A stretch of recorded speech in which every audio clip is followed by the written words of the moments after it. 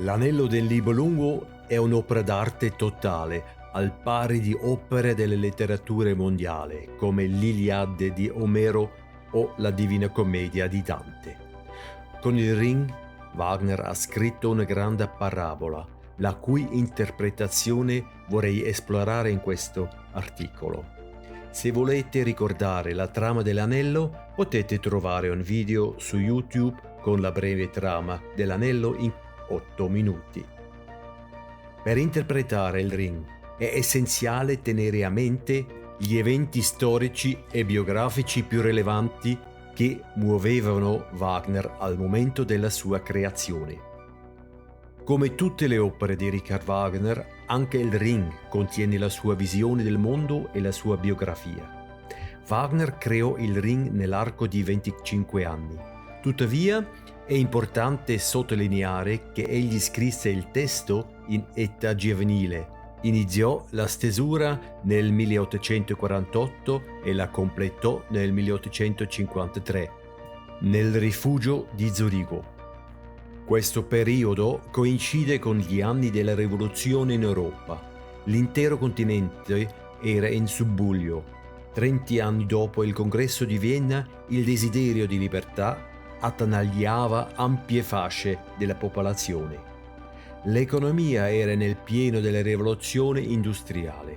Nacquero così una classe di operai diseredati e una classe di proprietari. L'alta borghesia iniziò a sostituire l'aristocrazia.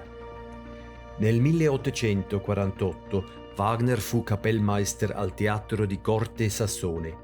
Il tumulto della rivoluzione si versò su Dresda, ma il re di Sassonia cercò di bloccare sul nascere gli sforzi democratici. Di conseguenza, il 3 maggio 1849 a Dresda scoppiarono sanguinosi scontri di piazza. Wagner era uno dei principali attivisti e conservava persino delle armi nel suo giardino. Tra i suoi amici più stretti c'era l'anarchico russo Bakunin, che viveva a Dresda come Dottor Schwarz. La sua amicizia con Bakunin lasciò un segno intenso su Wagner. Mentre Bakunin era il prototipo del rivoluzionario politico, Wagner si considerava un rivoluzionario artistico radicale. Vedeva spazio per le sue visioni artistiche solo se prima veniva distrutto tutto il vecchio, e questo attraverso una rivoluzione.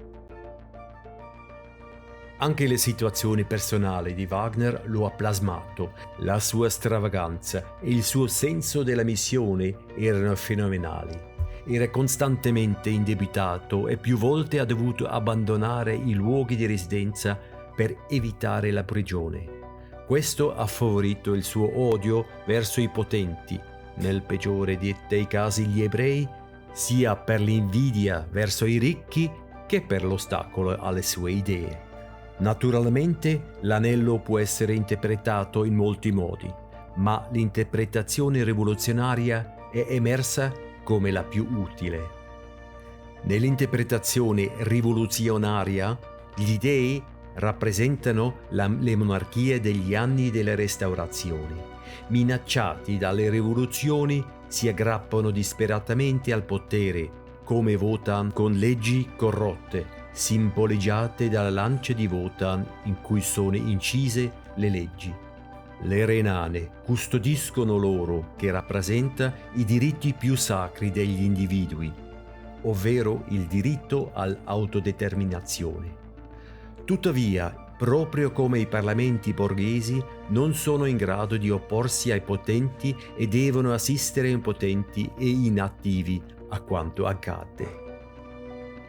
I Nibelunghi rappresentano la gente comune, che viene esautorata e resa schiava dai suoi stessi simili, come Alberich, all'inizio dell'industrializzazione. Il martellamento delle incudini nel regno dei Nibelunghi corrisponde alle ciminiere degli industriali. Wotan genera figli illegittimi con i popolani, che poi perseguono i suoi obiettivi senza che Wotan debba sporcarsi le mani. I semidei simboleggiano l'avida borghesia che si lascia strumentalizzare dal monarca con la prospettiva del potere, in modo da poter esercitare la propria influenza inosservata. Con Brünnhilde ha creato una donna ideale, proprio come l'avrebbe voluta lui. Non c'è da stupirsi che poi diventi la compagna di Siegfried, come Wagner si immaginava.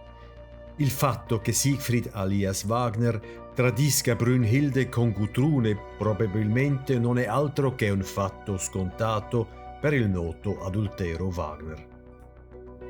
I giganti e i cibichi rappresentano la nobiltà e la borghesia, che si sono accordati volenti o nolenti con il monarca. Diventano così gli aiutanti corrotti che preservano lo status quo con l'obiettivo di arricchirsi spudoratamente. Fonte di felicità, loro crea la bellezza e verità. Se forgiato in un anello e abusato, crea dominio senza d'amore. L'anello rappresenta la possessione e la corruzione delle persone attraverso la possessione. Il potere corrompe, chi possiede l'anello paga con la sua innocenza, perché deve rinunciare all'amore per averlo. Fafner diventa addirittura un mostro per denaro. La maledizione dell'anello colpisce tutti coloro che lo possiedono e coloro che vogliono possederlo. Il denaro corrompe il mondo. L'anello rappresenta il possesso e la corruzione delle persone attraverso il possesso. L'amore e il potere sono due poteri centrati sulla vita e definiti come opposti. Chi esercita l'amore rinuncia al potere. Chi esercita il potere tradisce l'amore. In una formula, il possesso di denaro e potere corrompe. La ricerca della proprietà è il fulcro di ogni male. Il crimine può essere mascherato dai potenti con l'astuzia. Le leggi proteggono il monarca e non i senza potere, e sono quindi i caschi mimetici dei monarchi. Chi si maschera in questo modo può perpetrare azioni che fingono la legalità. Il rivoluzionario Siegfried tenta il rovesciamento. Come rivoluzionario diventa la quintessenza dell'anello. Così come Wagner, come artista, ha sempre dovuto lottare contro le convenzioni stabilite e fallire. Siegfried fallisce a causa della resistenza della classe dirigente al nuovo. Se Siegfried era la quintessenza dell'opera, la Götterdämmerung ne è la logica conseguenza. La morte di Siegfried è dovuta alla raison d'etat, ma il fallimento della rivoluzione contiene già i semi della rivoluzione che verrà. La caduta del Valhalla lo testimonia.